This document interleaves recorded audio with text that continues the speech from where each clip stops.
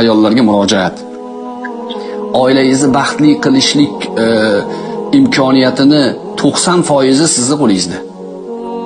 Nima bo'lgan taqdirda ham erni kulib kutib olsangiz, nima bo'lganda ham erga siz xotirjam bo'ling, yoningizdaman deb turib bersangiz, nima bo'lgan taqdirda ham qo'lingizni shirin qilib eringizni og'ziga go'zal bir toza luqma tutsangiz, uni haqqiga duo qilsangiz, u haqida qayg'ursangiz, muammolar yechimi chiqadi.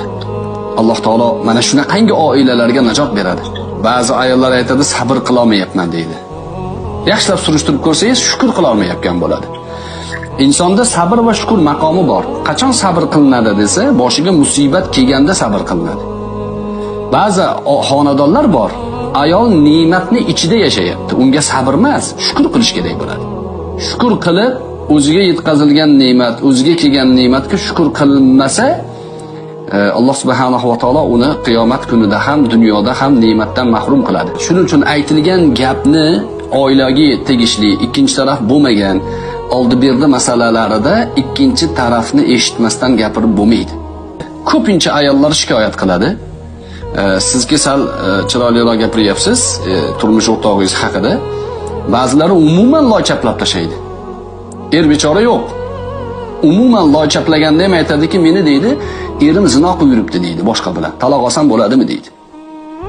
Surishtirib borsangiz, u zino qilmagan, boshqa nikohidagi ayoli bilan yashayotgan bo'ladi.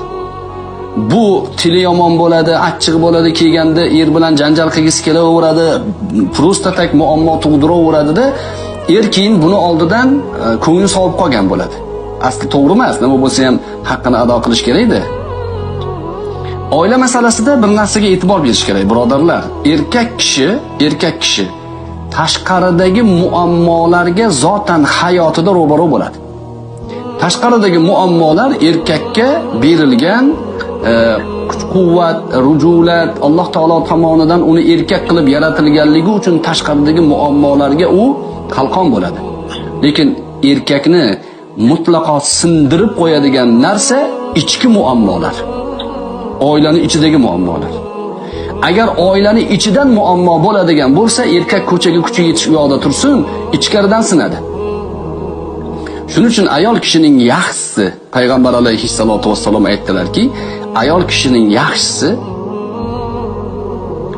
5 vaqt namozini o'qib, o'zini nomusini, iffatini saqlab, Ramazon ro'zasini tutib, erining omonatini himoya qilib, er gapirganda itoat qilib, qaraganda xursand qiladigan, yo'q bo'lganda xiyonat qilmaydigan ayol eng yaxshi ayol dedilar.